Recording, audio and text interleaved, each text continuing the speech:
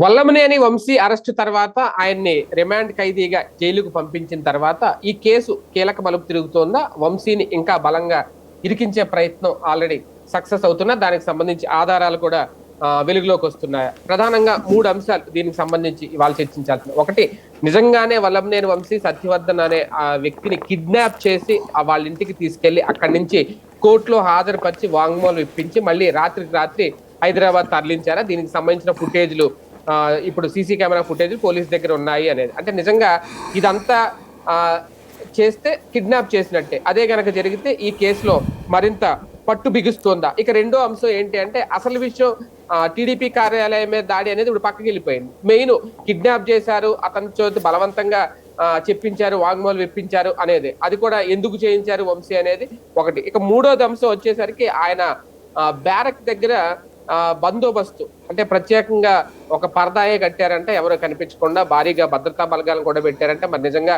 ఆయన భార్య చెప్తున్నట్టు మరి 60 సీసీ కెమెరాలు ఉన్నాయో లేదనేది తెలియదు, కానీ ప్రాణహాని ఉంది అనేది జగన్మోహన్ రెడ్డి గారు కూడా మనం చెప్పారు. వల్లభనేని వంశీకి ఏమన్నా జరిగితే ప్రభుత్వమే బాధ్యత వహించాలి అనేది. ఈ నేపథ్యంలో ఈ ఏర్పాట్లు అన్ని చేశారా ఏంటి? వల్లభనేని చుట్టూ ఉచ్చు బిగుస్తోందా, బిగుసుకుంటుందా, ఇక బయటికి రావడం కష్టమైన ఈ పరిణామాలన్నీ చూస్తాం. ఇదే అంశం మీద చర్చించే ప్రయత్నం చేద్దాం. సార్, ముందుగా చూసుకుంటే నిజంగా కిడ్నాప్ వ్యవహారం అనేది ఆధారాలు, సాక్ష్యాలు, సీసీ ఫుటేజ్ అనేది పక్కాగా ఉంటే వంశీ కావాలనే ఇవన్నీ చేశారా? తప్పించుకునే మార్గంలో ఇదంతా జరిగింది అనుకోవాలా?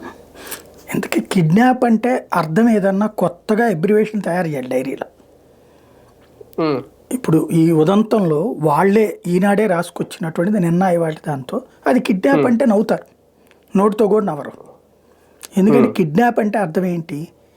నువ్వు ఒక పని నాకు చేయడానికి ఇష్టపడట్లేదు, నేను చెప్పినట్టు నువ్వు చేయడానికి ఇష్టపడట్లేదు, అప్పుడు నేను బలవంతంగా లాక్కొచ్చి తన్ని లేకపోతే హింసించి నీ చేత ఒప్పించి పని చేయించుకోవడం, అప్పటిదాకా నిర్బంధించడం, దాన్ని కిడ్నాప్ అంటారు.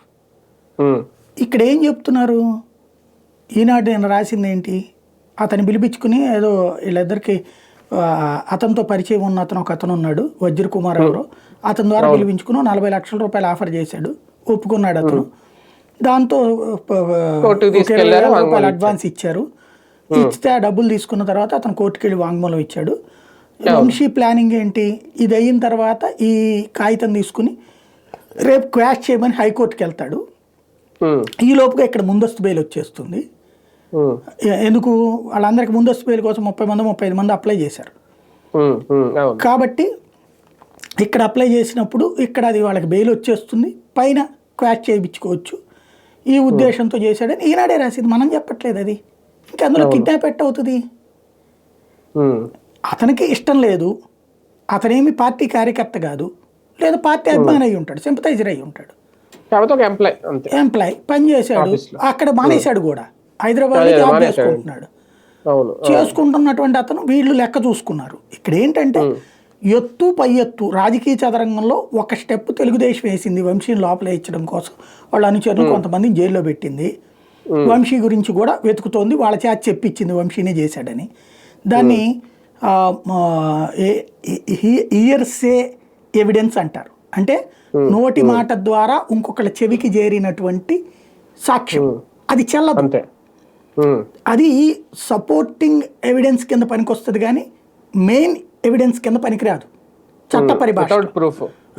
అంటే దాన్ని ఆధారంగా తీసుకుని ఫర్దర్ ఎంక్వైరీ పోలీసులు చేయాలి తప్పించి దాని ఆధారంగా ఒకళ్ళని అరెస్ట్ చేయడానికి కుదరదు. ఎవిడెన్స్ లో ఉన్నది కీలకం అనమాట అది. దాంతో ఇప్పుడు వీళ్ళకి ఆప్షన్ లేదు, అందుకని అతన్ని అరెస్ట్ చేయలే, లేకపోతే ఎప్పుడో చేసి ఉండేవాళ్ళు కదా. ఇప్పుడు నెక్స్ట్ దానికి లింకులు ట్రై చేశారు, డబ్బులు, ఈ కథ అంతా ఏమీ తేలలేదు. వాళ్ళు కార్యకర్తలు, ఒకవేళ కార్యకర్తలు డబ్బులు ఇస్తాడేమో కూడా వంశీ, తప్పే ఉంది దానికి, దీనికోసం ఇచ్చాడని అని చెప్తారు. కాబట్టి అవి నిలవ్వు ఎక్కడ అనేటటువంటి చూసుకున్నారు. ఈలోపు వంశీకి ఏమవుతుంది? రూపాయి అయ్యే చోట 10 రూపాయలు ఖర్చు అవుతుంది. ఎట్లాగా? ఇప్పుడు వీళ్ళందరినీ అరెస్టులు చేసిన వాళ్ళందరికీ జైళ్ళలో అయ్యేటటువంటి ఖర్చులు, వాళ్ళ ఇంటి ఖర్చులు పెట్టుకోవాలి నాయకుడు అన్నాక. అంత ఖర్చు ఇవ్వకపోయినా, ఇంటికి 50,000 ఖర్చు అవుతున్నప్పుడు 50,000 ఇవ్వకపోయినా 10,000 15,000 ఇంటి ఖర్చులకి ఇవ్వాలి కదా, తనను నమ్ముకున్న కార్యకర్తలు కదా వీళ్ళు. నెంబర్ 1. రెండవది, వాళ్ళకి బెయిల్ ఇప్పించే కార్యక్రమం అది చూడాలా. జైల్లో వాళ్ళకి అప్పుడప్పుడు భోజనాలు, బిర్యానీలు ఇట్లాంటిది ఏర్పాటు చేయించాలా, ఇదంతా ఒక ఖర్చు. ఈ బెయిళ్ల కోసం అని చెప్పేసి కింద కోర్టు, హైకోర్టు, సుప్రీంకోర్టు ఇవన్నీ పోతా ఉంటే లక్షల డబ్బులు ఇప్పటికే అవి ఉంటాయి. 30-40 లక్షలు ఆటోమేటిక్గా. సుప్రీంకోర్టు దాకా వెళ్ళారంటే సుప్రీంకోర్టులో ఒక గంట వాదిస్తేనే 15-20 లక్షలు తీసుకునే లాయర్లు ఉంటారు. అట్లాగే వీళ్ళందరూ పోవాలా, మాట్లాడాలి, ఇదంతా కోట్ల డబ్బులు అంతే, కుమ్మరించడమే ఇక్కడ. కాబట్టి ఇదంతటికంటే దాన్ని ఏమంటారు, మధ్య మార్గ పరిష్కారం. దీన్ని ఎట్లా క్లోజ్ చేయాలి కేసు అంటే అసలు కంప్లైంట్ పెట్టిన వాళ్ళు ఎవరు? తెలుగుదేశం నాయకులు అయితే కనుక అవ్వదు వర్కౌట్. అసలు కంప్లైంట్ ఎవరి పేరు మీద రిజిస్టర్ అయింది అంటే సోన్సో సత్యవర్ధన్ పేరుని రిజిస్టర్ అయింది. సత్యవర్ధన్ ఎవరు మనకి తెలియదే, తెలుగుదేశంలోనేనా అతను? నాకు తెలియని తెలుగుదేశం కార్యకర్త ఎవరు అంటాడు వంశీ. ఎందుకు? అసలు తెలుగుదేశానికి అక్కడ పుట్టుక నాయకుడు ఈయనే కదా. నాకు తెలియని తెలుగుదేశం నాయకుడు ఎవరబ్బా? సత్యవర్ధన్ ఎవరు అంటే, సత్యవర్ధన్ నాయకుడు కాదు సార్, ఆ పార్టీ ఆఫీసులో సోన్సో అవుట్ సోర్సింగ్ కింద పెట్టుకున్నారు కదా. ఓ అట్లయితే ఇప్పుడు ఎక్కడ ఉన్నాడు? అతను ఉన్నాడా? ఇప్పుడు అతను లేదు సార్, అది వదిలేసేసి హైదరాబాద్లో జాబ్ చేసుకుంటున్నాడండి. ఓకే, దెన్ ఒకసారి మాట్లాడండి అతనితో. మాట్లాడితే అతనికి ఆ కేసు, ఆ గొడవ కారణంగా 10 పైసలు డబ్బులు ఏం రాలేదుగా. అతనికి ఏమన్నా పోనీ అందులో పనిచేసిన టైంలో అక్కడ ఉన్నందుకు ఏమైనా అదనపు జీతాలు ఏమైనా వచ్చినాయా? ఈ కంప్లైంట్ ఇచ్చినందుకు కానీ, అతని పేరు మీద ఎఫ్ఐఆర్ రిజిస్టర్ అయినందుకు కానీ ఏమీ లేదు. అది ఒక రొటీన్గా తీసుకున్నారు పోలీసులు. ఏదో ఒకటి తెలుగుదేశం చెప్పింది కాబట్టి కేసు పెట్టడానికి. అతనికి ఏ ప్రయోజనము లేదు. కానీ రేపు పొద్దున అతను కోర్టుల చుట్టూ తిరగాలి. ఇప్పుడు వీళ్ళందరిని అరెస్ట్ చేశాక విచారణ ప్రారంభమైనప్పుడు అతను సాక్షిగా వెళ్ళాలి కోర్టులకి, కంప్లైంట్ ఇచ్చిన వ్యక్తిగా రోజు తిరగాలి. అప్పుడు హైదరాబాద్ నుండి పద్దాక ఎక్కడికి రావాలి కోర్టులకి, తను చేసుకునే జాబును పక్కన పెట్టి రావాలి, జీతాలతో వదిలించుకుని రావాలి, ఇవన్నీ రావాలి. అవును, అతని దృష్టిలో చూస్తే అది కొంత ఖర్చే ఫ్యూచర్లో. ఇప్పుడు కాకపోవచ్చు, టైం వేస్ట్. కాబట్టి అతను ఏం చూసుకున్నాడు, ఇది మనకెందుకు ఈ గొడవ అంతా, అంతే డ్రాప్ అయిపోతే పోనీ అలాగని వెళ్ళి ఏ లోకేష్కో చంద్రబాబుకో చెప్పొస్తాడా? దగ్గరకన్నా రానిస్తారా? ఇప్పుడు రానివ్వరు. కాబట్టి ఓకే, వీళ్ళేమో పిలిచి మరీ అడుగుతున్నారు. దాని కాంప్రమైజ్, ఒరిజినల్గా చెప్పాలంటే దీనికి కాంప్రమైజ్ పిటిషన్ అనాలి. ఇది దాన్ని ఎక్కడంటే లోకాయుక్త లాంటి చోట్లను వేస్తారు ఈ కాంప్రమైజ్ పిటిషన్స్ ఇద్దరం కలిసి. అంతే. ఇతను ఏంటంటే బెయిల్ కోసం ముందుగా కోర్టులో చెప్పించేశాడు. ఇది మ్యాజిస్ట్రేట్ దగ్గరికి పంపించాడు. మ్యాజిస్ట్రేట్ దగ్గర 164 స్టేట్మెంట్ రికార్డ్ అయింది. అయితే ఇది ఒక్కసారిగా తెలుగుదేశం శ్రేణులకు ఉలిక్కిపాటైంది. అంటే ఇక్కడ రాజకీయ చదరంగంలో వంశీని తిట్టే తెలుగుదేశం కార్యకర్తల్లో కూడా వంశీ సామాజిక వర్గం వాళ్ళకి అతని మీద ఒక కార్నర్ ఉంటుంది.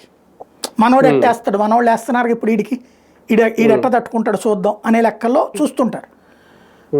అట్లాగా చూసే వాళ్ళకి వంశీ అప్పర్ హ్యాండ్ అని కనిపించింది. సొంత సామాజిక వర్గం వాళ్ళకే, సొంత తెలుగుదేశం పార్టీలో ఉన్న అదే సామాజిక వర్గం వాళ్ళకి ఒక్కసారి వంశీ అప్పర్ హ్యాండ్ కనిపించింది. అమ్మని మనోళ్ళు ఏం చేశారా ఇదంతా అనిపించింది.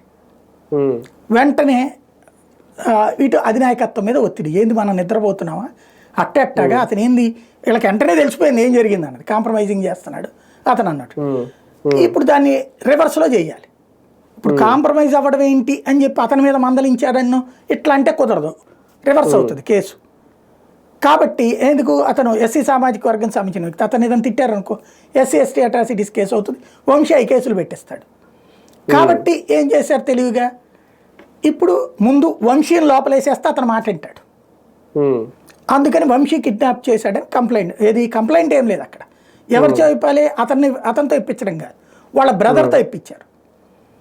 అది ఆ ఇంట్లో వాళ్ళ మీద ప్రెషర్ చేస్తుంటారు. ప్రభుత్వమే ప్రెషర్ చేస్తుంటే ఎవడాగుతాడు అక్కడ. వాళ్ళ ఇంట్లో వాళ్ళతో కంప్లైంట్ రాయిపించి ముందు వాళ్ళ తల్లి అన్నారు, తర్వాత వాళ్ళ సోదరుడు అన్నారు. ఎందుకు, తల్లి కంప్లైంట్ ఇచ్చాక ఆవిడ తిరగాలి, 2 మీడియా ముందు మాట్లాడాలి. మీడియా దగ్గర పక్క నోరు జారిందంటే కనుక దెబ్బ. కాబట్టి కాస్త జాగ్రత్తగా ట్యాకిల్గా చేస్తూ మాట్లాడగలిగేది ఎవరంటే వాళ్ళ సోదరుడు. అతనితో తీసుకున్నారు, ఇక్కడ కంప్లైంట్ ఇప్పించారు అతనితో. దాని ఆధారంగా ఇతను పట్టుకొచ్చారు. జోక్ ఏంటంటే ఎప్పుడైనా ముందు కిడ్నాప్ అని చెప్పారండి, సోన్స్ అతను కిడ్నాప్ చేశాడని నాకు అనుమానం ఉందని చెప్పారు. ఫస్ట్ ఏం చేస్తారు, ఇంట్లో సోదాలు చేస్తారు, అతనికి సంబంధించి మానిటర్ చేస్తారు, ఎక్కడున్నాడో మనిషిని పట్టుకొస్తారు. పట్టుకొచ్చాక అక్కడ అతన్ని, ఆ మనిషిని నిర్బంధించిన వాళ్ళు ఎవరున్నారో వాళ్ళని కూడా పట్టుకుంటారు. వాళ్ళందరినీ పట్టుకొచ్చాక వీళ్ళందరి స్టేట్మెంట్లు తీసుకున్నాక వీళ్ళందరూ వంశీ వాళ్ళని మేము చేసామని చెప్తే అప్పుడు మూవ్ అవ్వాలి. ఇది ప్రొసీజర్. కానీ ఇక్కడ జరుగుతుంది ఏంటి, కంప్లీట్ రివర్సెస్. కంప్లీట్ రివర్స్లో ఏం జరిగింది ఇక్కడ కదా, ముందు వంశీని అరెస్ట్ చేశారు, ఆ తర్వాత సత్యవర్ధన్ పట్టుకొచ్చారు. అవును. పొద్దున వంశీని అరెస్ట్ చేస్తే రాత్రి సత్యవర్ధన్ పట్టుకొచ్చారు. అంటే ఏం జరుగుతోంది ఇక్కడ? ఎత్తులు పై ఎత్తులు. ఇందులో ఎక్కడా సానుభూతి ఏమీ లేదు, ఎక్కడా ఏ వేధింపులు లేవు. వంశీ తన తెలివితేటలతో తెలుగుదేశానికి తెలియకుండా ఎత్తేసాడు. అంటే ఆయన కాంప్రమైజ్ చేసుకోవాలనుకున్నాడు, అందుకే తీసుకొచ్చాడు. కానీ దాన్ని కిడ్నాప్ గా అది అదే నేను అనేది, అదే వంశీ ఎత్తది, వంశీకి రివర్స్ ఎత్తు, దాన్నే కిడ్నాప్ కేసు కిందకి మార్చడం. వంశీకి అడ్వాంటేజ్ అయిన దాన్ని డిసడ్వాంటేజ్ గా తమ చేతిలో పవర్ ఉంది కాబట్టి మార్చారు. బట్ ఇది లాంగ్ స్టాండింగ్ లో కేసు నిలవదు.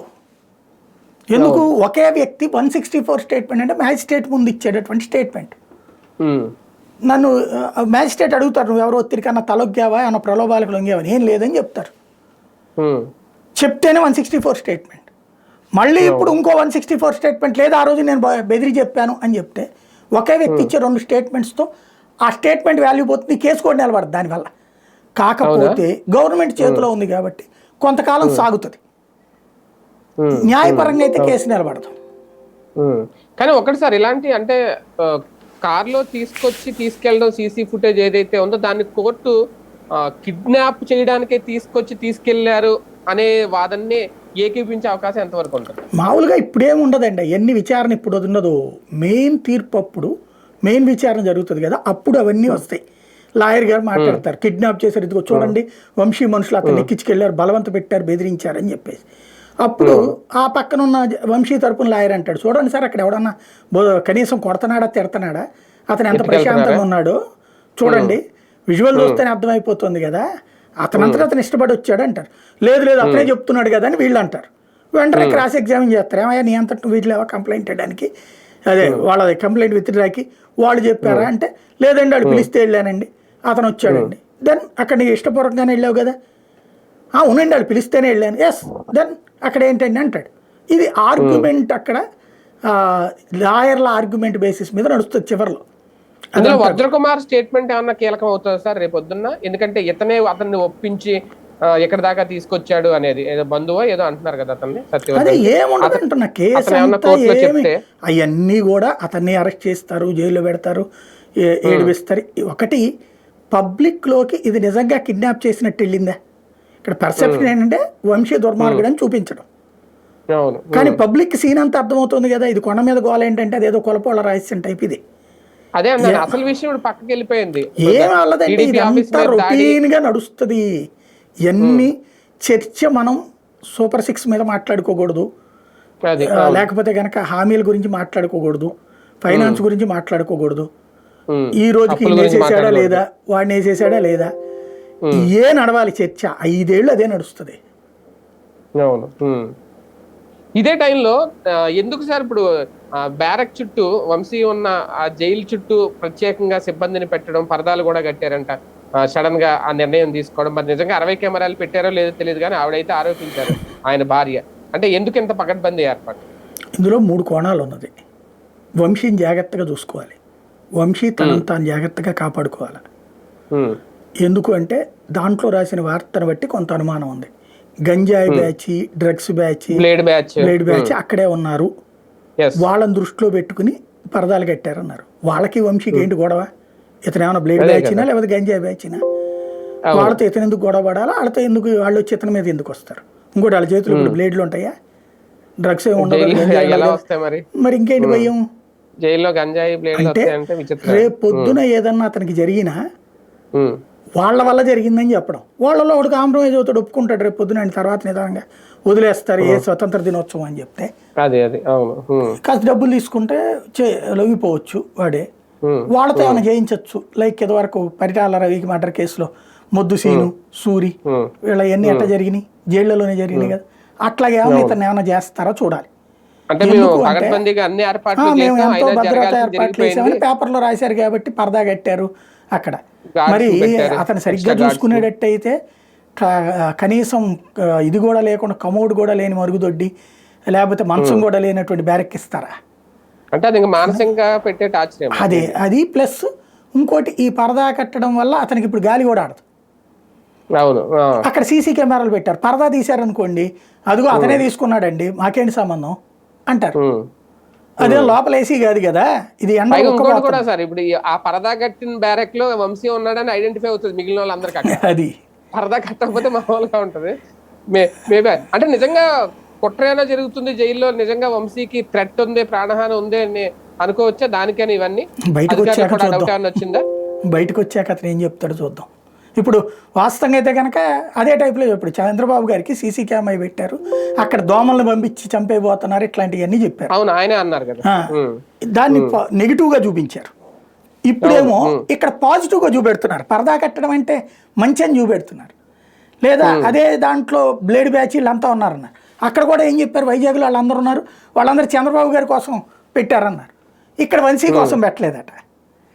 మనకి ఎలా కావాలంటే అలా ఎకో సిస్టమ్ రాసుకొస్తుంది కాబట్టి నడిచిపోతుంది. మనం ఎలా ఆలోచించాలంటే అలా ఆలోచించాలి. పాపం చాలా జాగ్రత్తగా వంశీని కాపాడడానికి చూశారని. వంశీ అదృష్టవశాత్తు ఒకటే గుర్తు, 2029 నాటికి జగన్మోహన్ రెడ్డి బతికుండి వంశీ లాంటి వంశీ, కొడాలి నాని, పేర్ని నాని, అంబటి రాంబాబు, తర్వాత ఇంకొక ఆయన ఎవరు కూడా ఉన్నట్టున్నారు, మొత్తం ఒక 5గురు దాకా, వెల్లంపల్లి, వీళ్ళందరూ బతికుంటే అప్పుడు చాలా వరకు ఓ రకంగా వీళ్ళు ఎక్కువగా ఇబ్బంది పెట్టనట్టు. అంటే ఈ కేసుల సంగతి వదిలేయండి, వీళ్ళు ప్రాణాపాయం సృష్టించిన వాళ్ళు అవుతారు.